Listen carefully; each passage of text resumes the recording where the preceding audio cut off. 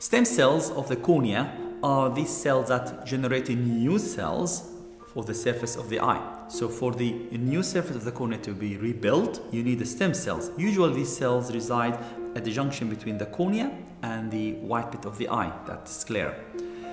If for any reason these stem cells are not functioning well, examples of that, after a burn, trauma, damage to the surface of the eye, or rarely, children could be born with absence of these cells.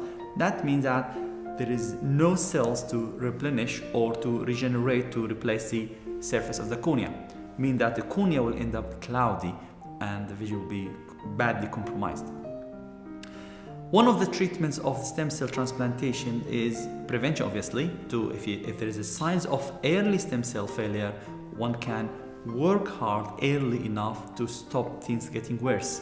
And that could involve a bit of topical treatment, sometimes some systemic treatment to preserve the surface of the eye and allow the remaining stem cells to function well. However, if the whole surface of the eye is affected and like majority of stem cells gone, then obviously stem cell transplantation is indicated.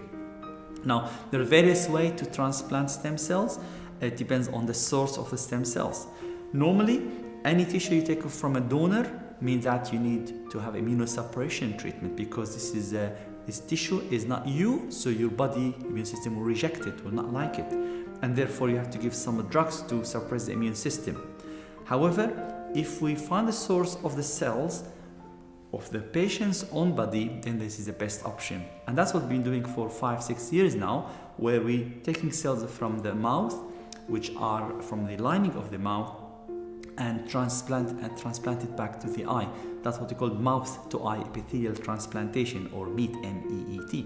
The idea is to get these cells from which are differentiated as a buccal mucosa or mucous cells in the lab, where they suddenly they lose their identity and become stem cells again, and then we transplanted them to the surface of the eye, where they get a new identity and they start to function like a cornea stem cells.